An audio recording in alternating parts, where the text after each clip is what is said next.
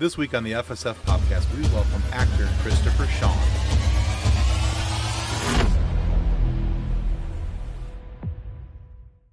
Hello and welcome to the FSF PopCast. I'm Tim. I'm your host, and of course, Kathleen is here with me. And we're very excited today to welcome our guest. He's an actor that you've seen on screen, you've heard in productions that he has lent his voice to. Maybe you know him from Hawaii Five-0 or Days of Our Lives. Maybe like my wife, who is super excited that I was talking to somebody from the Lizzie Bennet Diaries. That's a thing. Or you've heard him on Star Wars Resistance or the Gotham Knights video game. That's where I knew him best from. Anyway, that's why we record these and we edit these, because that's awfully early for a Zerber. Oh, yeah. Anyway, we are so happy and almost able to get the words out of our mouth to welcome Christopher Sean to the FSF Podcast. Welcome to the show, Christopher. It's an honor to be here in the FSF Podcast with the coolest people, Tim and Kathleen. Wish you were here, Ben, but, next time, buddy, next time. Definitely. See, he thinks we're cool because he hasn't actually talked to us yet. Give him time. Give it time. He'll join the rest of them. Anyway, so Christopher, it's not often that we get an opportunity to sit down with someone who's played a spy and, truth be told, the best known pilot in the galaxy. So we're kind of excited about that. So in Star Wars Resistance, you gave your voice to Kazuda Ozono, or also known as Kaz, which was the first way that I got to know you, because I'm a little bit of a Star Wars fan, just about that much. Yeah. And so, my arms don't go far enough. No, they do not. No, they do not. So anyways, I always love talking to anybody who's had anything to do with Star Wars, and I always want to know, what was their entry point into the Star Wars fandom, and what does Star Wars, being part of Star Wars, mean to them personally? Them as in me. Okay. Yes, as in you. Yes. What does it mean to you personally, and where did your entry point into the fandom begin? The earliest recollection I have of Star Wars in my life was my father telling his bedtime stories in the voice of Yoda and Chewbacca. And he would run back and forth from the doorway as he was fighting 100 ninjas on this side and 100 spies on that side. And he was, he was always a character. So for me, watching cool. Empire Strikes Back, that was my entry point. And that's why it means so much to me, because it's very familiar for me. That's awesome. Your dad already sounds like the coolest person ever. Like my mom and my dad, they're awesome. Yeah. That is really cool. I got to go complain to my mother now that she never read me bedtime stories in the voice of Yoda. What the hell, Mom? Gosh. It's not too late, though. Stupid. It's not too funny that you can totally bring it back. Redeem yourself. She can reel this in. Just lay there. Tell me a story, Mom. I'll be all for it. You're never too old for a bedtime story from your mom. No, absolutely not. So cool. So you mentioned my all-time favorite movie. You mentioned Empire Strikes Back. Was that kind of where you kind of got started with things, it sounds like? Yeah. I mean, I think that's the earliest recollection, but obviously we watched the entire original trilogy. I love everything Star Wars myself. So I'm a big fan of everything they're creating now. And yeah, I'm just excited to see what they bring into the continuing expansion of the Star Wars universe. Yeah. Nice. I thought it was kind of cool that, so there's been a lot of characters. Obviously, there's a lot of characters from the Resistance era show that were in the sequel trilogy era, but I thought it was even cooler that with this last Ahsoka show, there's, the person who would be your dad, Hamato Ziono. Yeah, Senator Ziono. Yeah. And I was like, as soon as they said the name, I remember I had my head down. I was looking at something. I was like a deer hearing a twig snap. My head shot up. I'm like, that's Star Wars Resistance. And my wife's like, yeah, so? I'm like, that's Star Wars Resistance. That's the thing. You're supposed to be excited, Shayna. Exactly. I was excited. So I thought that the excitement would translate over. It did not. No, but there are those who share that same enthusiasm and excitement, and myself being one of them. That's cool. Yeah, I think it would be kind of cool now knowing who we know, who Kaz is and everything. I would love to see him make a live action appearance because of everything that's kind of going on. And I'm not asking if you know or anything along those lines. If you do, great. If you don't, that's fine too. I'll live in my own little dreams and fantasies over here. But I think it'd be really cool. Kaz is one of those characters that I would love to see make the leap from the animation to live action. But yeah, he's one of them. Another one that I was kind of hoping would make that leap. As a matter of fact, somebody we talked to just the other day, Jason Spisak, who played Lux Bonteri in the Clone Wars, and I was kind of hoping that he's got another person that I would love to see, Lux make that jump, but it never happened. But I don't know. I don't think it's too late for Kaz, though. Definitely not too late for Kaz. They're still doing prequel era stuff, and they're especially in the era of Ahsoka leading up to the prequel era. It'd be kind of cool. I think it'd be fun.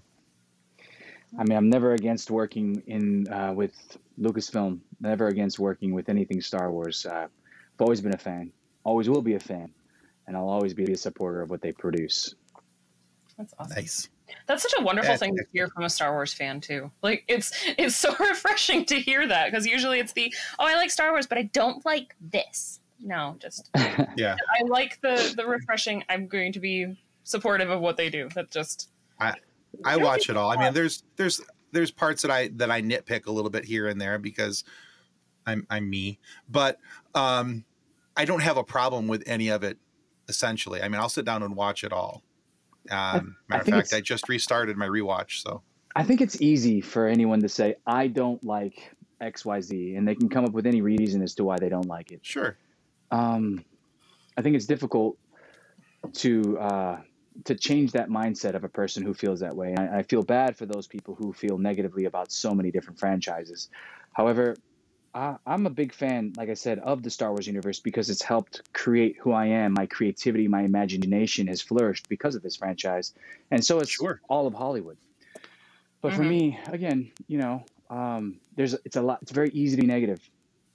It's hard to stand by a franchise that's being kicked when it's down, and I will always stand by that franchise. In fact, I will safeguard it and love it and protect it like a ravenous dog who loves his owner. That's just me, because again, I will always be truthful and loyal to those who have helped me and my family. That's awesome. I love that. That's fantastic. So much. So typically Tim starts our interview with I want to get the backstory, because that's what he does. He likes backstories. We're nerds. Backstories are what we do. So getting your backstory a little bit, Christopher, what is the origin story of Christopher Sean? What got you into acting and got you to where you are now? I was first born on the FSF PopCast 22 years ago. No, I'm kidding. No, no. So for me, my father was in the Navy, and my mother's Japanese. And my mother is Japanese. My father was in the Navy. My father would be deployed on the USS Midway, USS Tripoli. And while he was deployed, he would record himself reading us books. And my mom would receive the old school VHS tapes, and she'd pop them in, and there would be my dad on TV reading us books. And it was simple stories, and they were cute. And my dad would be like, "Hey, Christopher, sit down." I was like, "How do you know I was standing up?" Like, what the? So for me, that is kind of the memories that I cherish, that I remember. My dad's so cool. He's on TV. I want to be like my dad. And my mom would then have the camcorder, and she'd record us. So I recently saw some of the videos, and it's like me, a skinny little twig of a kid, flexing, being like, "I want to be strong like you, Dad. I'm eating chicken." And, so that was kind of my upbringing, being comfortable, having fun on camera, and loving it because it was a very, again, familial ordeal. So from there, I was like, how do I get into acting? How do I do it? And I just came to Hollywood at 18, knowing nothing, knowing no one. And now I'm, almost 20 years later, and I've got a big movie coming out. I've got 2 TV shows. I got multiple video games. I'm doing a lot of things, and I'm still grinding, and I'm still working to get to a place where people actually know who I am, and they say, "Hey, I remember you from Lizzie Bennet Diaries. Remember you from Gotham Knights, Star Wars, whatever it may be." I want to get to that place where people respect the work and can say every single role I've done has been different from the other. And I want to get to a household name so that I can continue to help push and love franchises as I have growing up. That's awesome. That's awesome. That's great. I've never met your parents, but I kind of want to right now. That's just, but I love these stories. I always love stories where I hear about parents who are so interactive with their children and storytelling. Like, so Kathleen's husband, you know, has been known to read Lord of the Rings to their child and Yeah. doing different voices and doing different things. And I love that because it helps, you know, and because I used to do the same things with my kids, and I would try and read stories to them. I would always try and work up different voices and do things because, to me, I always felt like it opened up the mind and it made it more enjoyable. And just the thought of your dad recording himself to send those tapes back to you, I think it's just so super cool. Yeah, I think the fact that you are trying that as well, and giving them the freedom of creativity and play, because the more fun you have, the more fun they have, and that's so infectious, you know. So that ideology is applicable to everything in life, whether it's work, whether it's passion projects, hobbies, or just hanging with friends. Like, the more fun you have, the more fun other people have.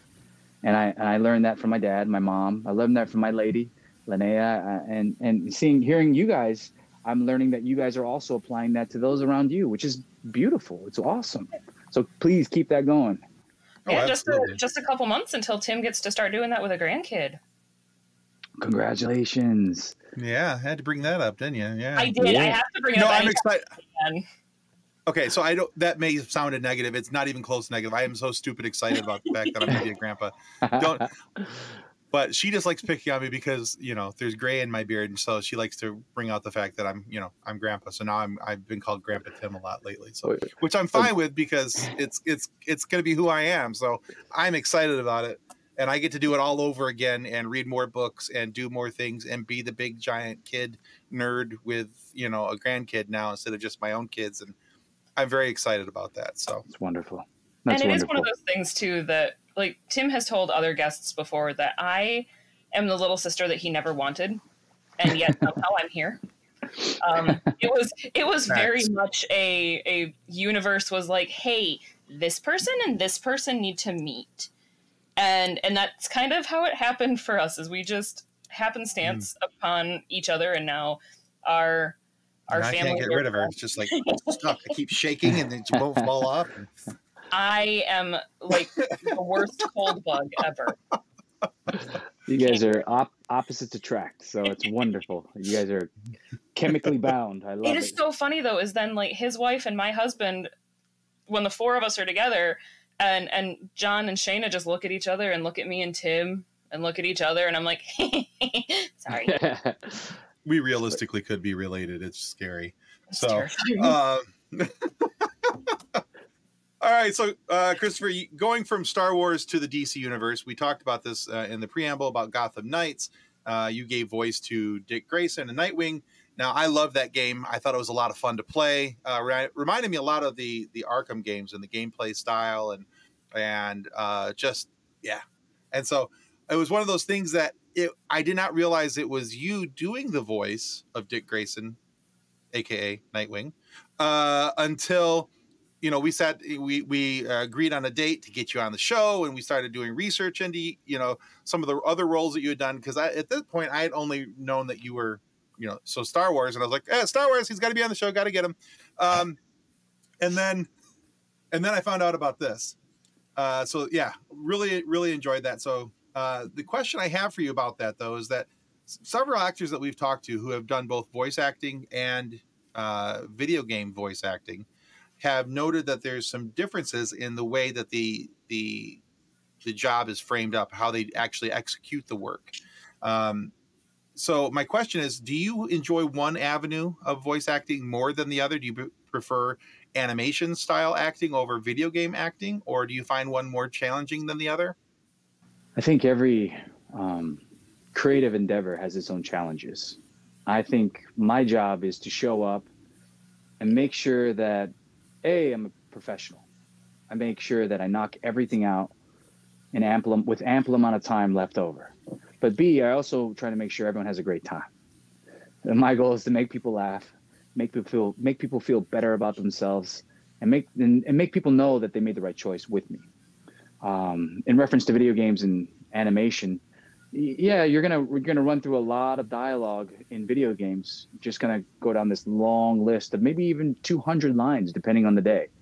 While animation, you're gonna be working something similar, but more so scenes as you run through and you find the ups and downs and where's the growth in the scene, and you work directly with the directors in that aspect. So yes, there's differences. However, I like the difference of the day. I enjoy, again, I like when things are thrown at me. I like juggling multiple things. I like feeling like I'm kind of in the mix of a million things at once and just being the eye of the storm. That's just kind of my happy place. All right. Well, that's a fair answer. Yeah, because some of the other actors that we've talked to have mentioned, they preferred. Well, it's different now with since COVID with voice acting. Because a lot of people are doing it from home. They're not necessarily recording in a studio anymore. Some are getting back to studio recording. But when it comes to video games, they were recording their lines by themselves. They're not feeding off of another actor. They're not getting the bounce back. There are times though in animation when you're not working with another actor. Right. You may be working with the director, but that's still the same as the video game. The director will lead you in and you say your line 3 times, and or vice versa in animation. So again, it's all different. I was just in the studio recently for I can't say for what, but I was getting ready to say we'll add that. So yeah. But I'm working with some amazing top tier talent, and the director, they'll have you read a line and then it'll be quiet for like 5 minutes sometimes. And you're like, what is going on in the booth? But they come back, they give you a couple notes, you change it up, you try different things. For me, I always go 2 for them, 1 for me. 2 how they want, and then 1 I just kind of sometimes ad lib the line or look for what they're feeling or add something different to spice it up a little bit. That reminds me of something Catherine Tabor said to us about how she finds herself always kind of ad libbing a little bit at the end of the line, putting a little bit something extra, putting her own spin on it, putting herself into the role, into the line, so that she feels when she watches it back or hears it back, that she feels like she contributed more than just her voice. I agree. I absolutely agree with that. I think it's important. I mean, your voice is everything, though. Not to negate Catherine in any way, but I mean, her voice is the soul of the character. And to add an extra spice to it, that's wonderful, because it gives it flair. It gives the artists more to play with. Even the writers, it inspires them. So I love what she's doing with that. But imagine replacing Tim with a different host or Kathleen with a different host. It's not going to have the same pizzazz, because your voice and your personality is what brings the show to life. I have pizzazz. That's all I heard. I'm okay with that. Hey-o. I got pizzazz. Oh, goodness. Can't wait to tell my wife. Walking, hey, baby, I got the pizzazz. Hey, anyway. And do the finger. Hey, the pizzazz. Oh, she don't even know. All right. And now, a word from our show sponsor, Level Up Sabers. Their link can be found in the show notes.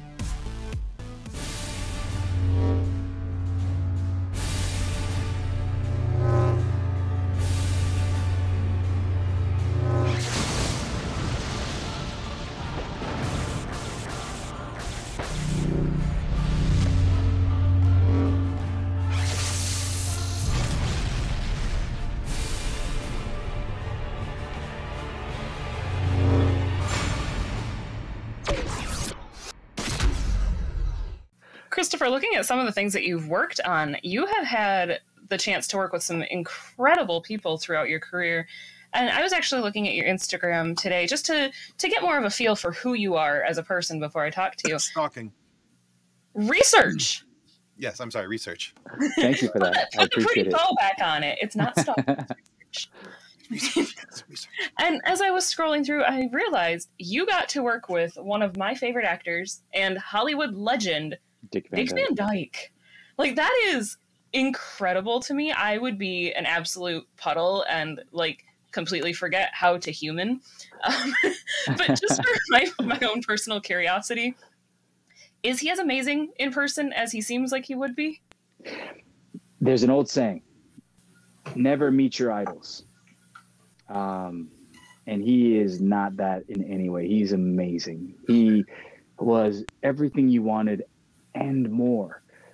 He comes to set, and we're all doing our COVID test to make sure everyone's safe. And as he walks in, he's tap dancing, 97 years old, tap dancing and singing. And it's bright and early in the morning. I don't even know if the sun's come up yet.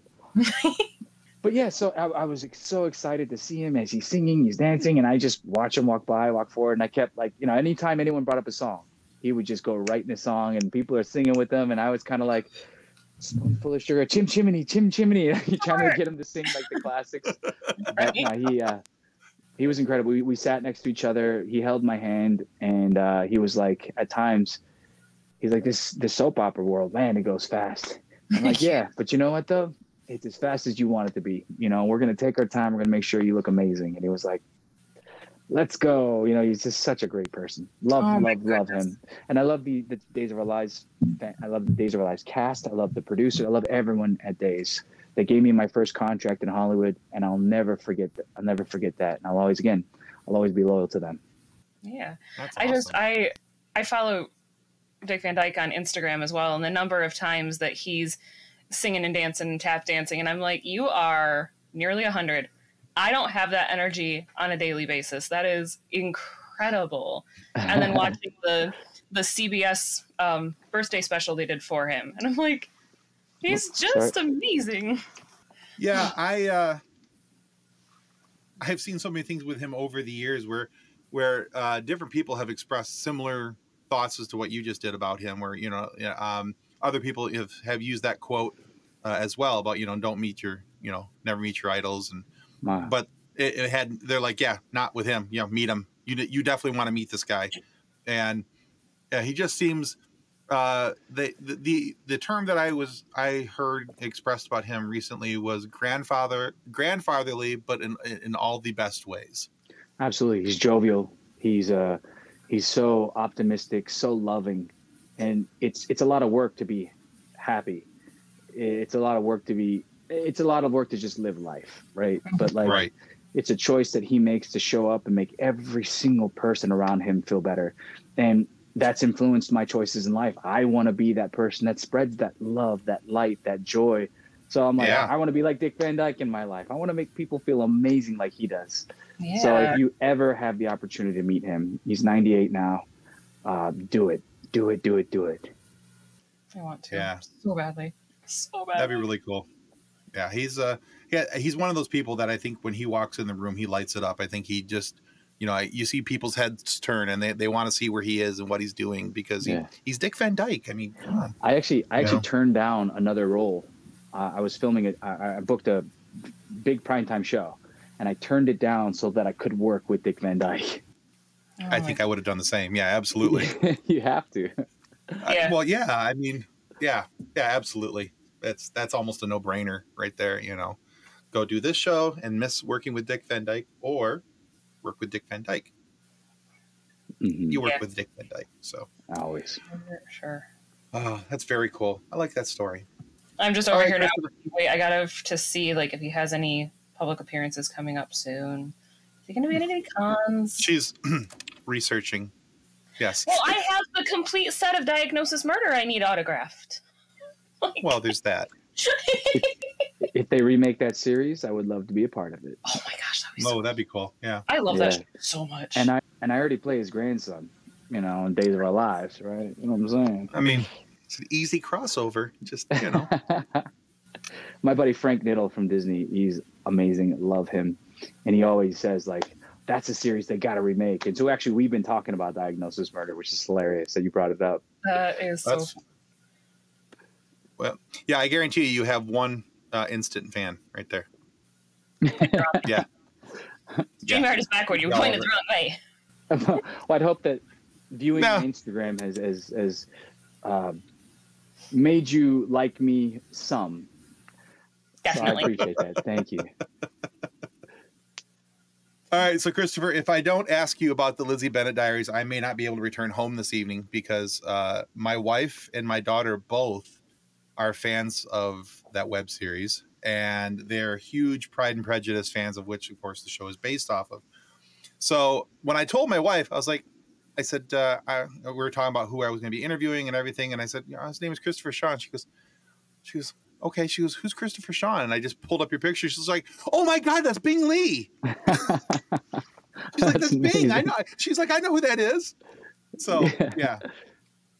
So what kind of research did you have to do to prepare for the role of Bing, since he was based upon, of course, of Charles Bingley from the original works? You know what? Actually, funny thing was, I was up for Magnus Bane in The Mortal Instruments. And I had met with Harold Zordt, the director. He directed The Next Karate Kid with Jaden Smith and many big properties. And I thought, oh my gosh, I'm going to book this. And as I was leaving, I got great notes. It seemed like, everything was good to go. Fireworks, everyone loved me. Leaving the director session for the feature film. And I left and I got a call. There was like, hey man, you still have this audition for this YouTube series. If you're interested, the team's amazing. Bernie Sue and Stuart and Jen and I can't remember everyone's name at the moment, but these producers are phenomenal. So I said, I'd absolutely love to try it.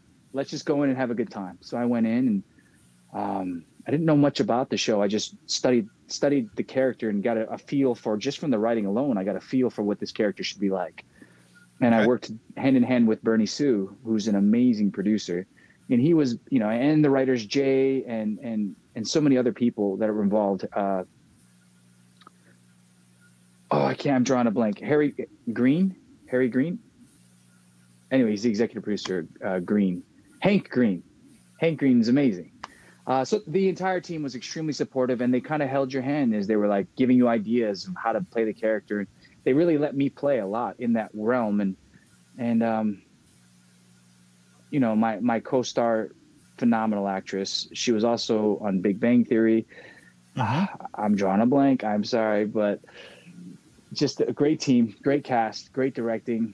And I really didn't do much research outside of read the lines and really just come in prepared. And I was malleable for them to create what they wanted through me as a vessel.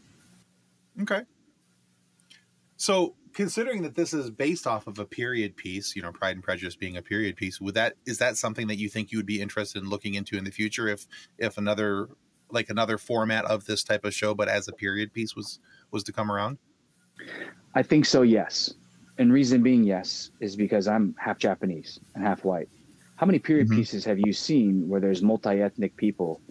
For me, the lack of diversity in those pieces, and when America was built upon, the backs of minorities, and everyone's immigrants, like, we should have more representation throughout the history of America, as well as the history of Europe as well, because there's a lot of minorities, not just one particular race. It's a multi-ethnic, it's a melting pot of diversity. So yeah, I would love to have that, to continue to give kids who don't have role models, give kids who, like myself, I grew up and I didn't have anyone that looked like me. So I always felt like, well, I don't fit in.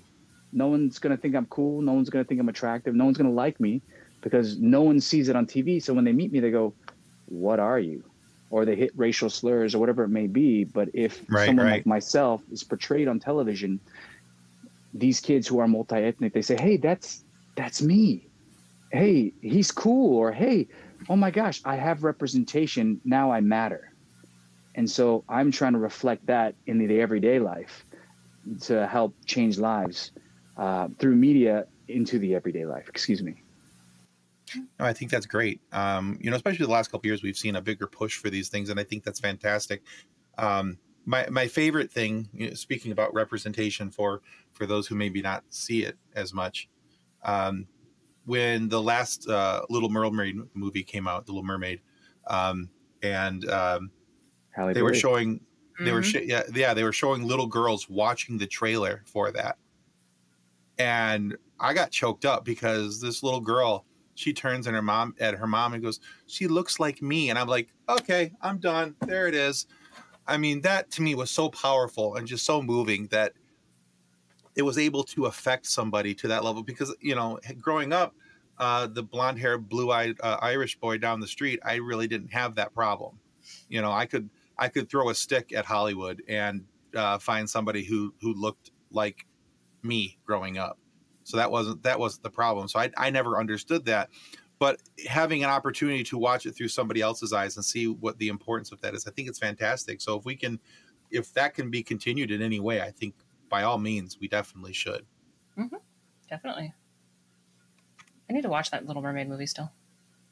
I haven't done that yet. You have the prime audience for it in your home. I do. I have a 5-year-old little girl, and we haven't watched it yet. Who thinks mermaids are awesome? Well, we watched the trailer, and she thought Ursula looked too scary. So. Well, I mean that was the point of Ursula. So I mean, right. Mission accomplished. Right. Which I think is funny because I'm like, but it's Melissa McCarthy. She's not scary. But she is at this point. So. She's doing her job. She is. So, through all of the jobs that you had, bouncing between all of the jobs, you are a very, very busy person. And fatigue is something that we all battle against, something that we all have to deal with. So when you aren't working, what do you do to recharge your personal batteries? I like to play video games. Recently I've been reading some awesome books. But video games are a lot of fun. I play Gotham Knights. I beat up baddies as Nightwing. Do you say your own lines while beating up the bad guys, though? You know what? There's an abundant amount of dialogue that I never know what's going to be said when it's said. Oh, that's true. Occasionally in a cutscene, yeah, I'd be like, "Oh, I remember this. Yeah, I can act that." But for the majority of the time, it's just kind of you going around the city with meeting up with buddies and beating up baddies. So it's kind of funny. I would actually join random people's games. Because it's an open network, you can just jump into So I'd join random people's games. You're like, "Hey, what's up, dude? Who'd you choose?" "Oh, Nightwing. That's a good choice." And I'm actually Nightwing. They're like, "Yeah, buddy." I'm like, "Yeah, but I'm the voice of Nightwing." And they're like, "Get out of my game! How did you get in here?" And I'm like, so I've been booted from like dozens of games. Whatever, weirdo, and boot. Yeah. So, they're like, "How do I get you out?" I'm like, "Just go to the boot section in the network play. That's how you do it." I'll walk them through how to boot me. It's pretty funny. It's great. I love that. That's fantastic. I love playing video games. I love cooking. I love working out. I love going surfing. Tonight we're going to the Cryptos Arena. We got a suite. We're going to go watch a Kings game. Nice. Yeah, go hang out with my buddy Brandon Saito and Phil Sakanashi and some amazing people. I love to just be around great people. That recharge your battery. I like that. Yeah. Excellent. Big hockey fan, so I'm excited that you're going to a Kings game. Yeah, check out my Instagram. I'll be posting videos just for you, Tim. I be like, "He's got pizzazz." That's right.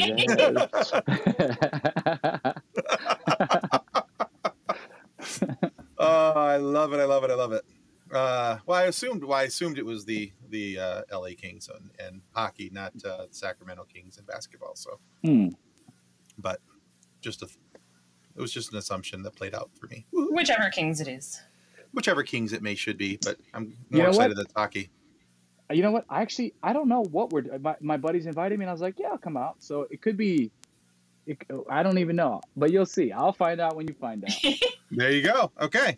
All right. Well, let's hope it's hockey hockey. Anyway. All right. So, Christopher, we're at the point in our little talk through here where we like to ask you what we like to call our silly question.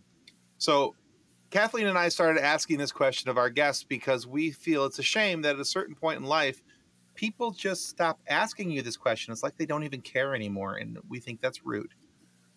So, Christopher Sean, what is your favorite dinosaur?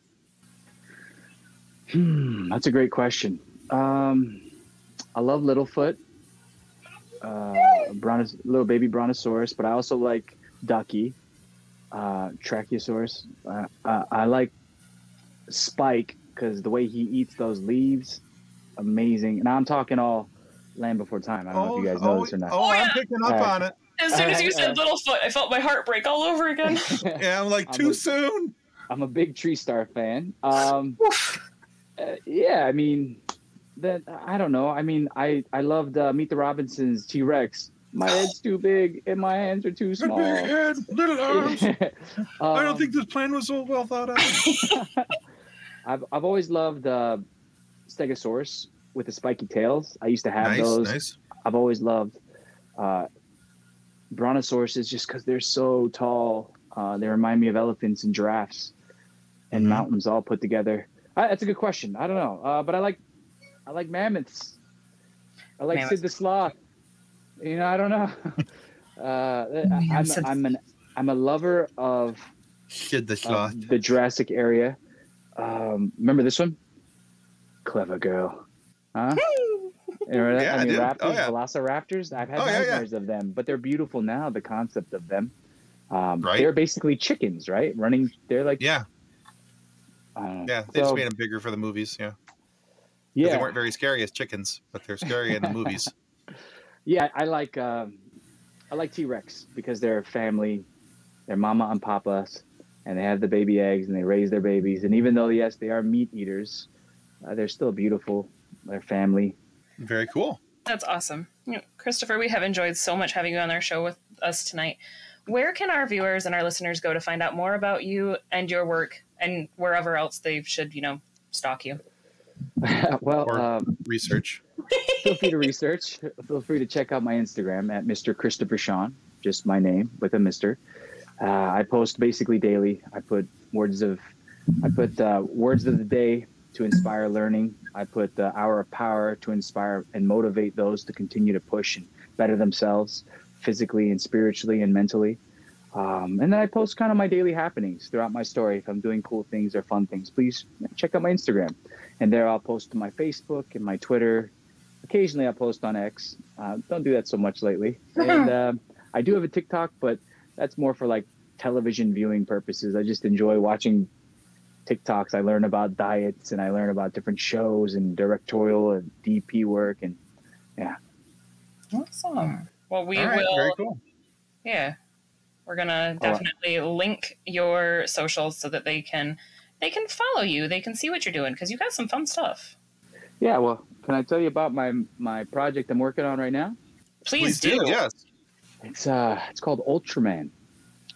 Oh, Ultraman Rising. There's a teaser that's available. It's a Netflix property. I'm really excited. And Subaraya property. It's a character I grew up watching as a kid in Japan.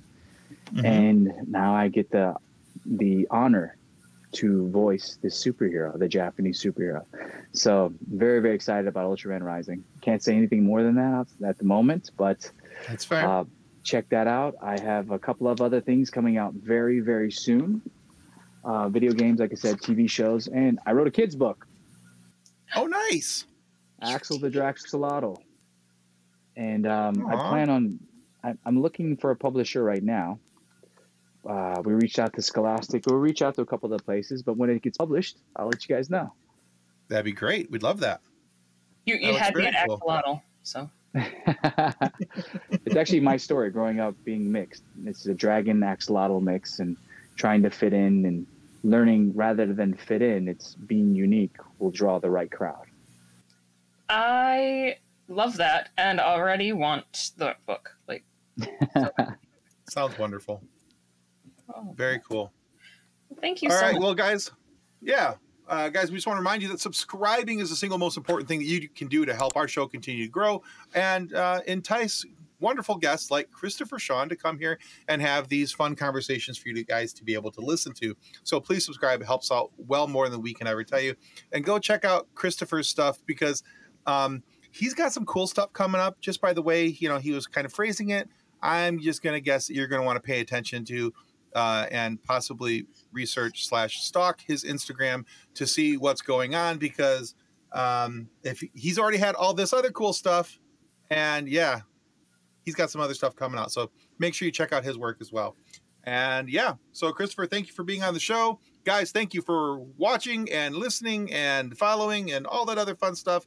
And that's going to do it for the FSF PopCast. Goodbye. Copyright 2024 FSF PopCast.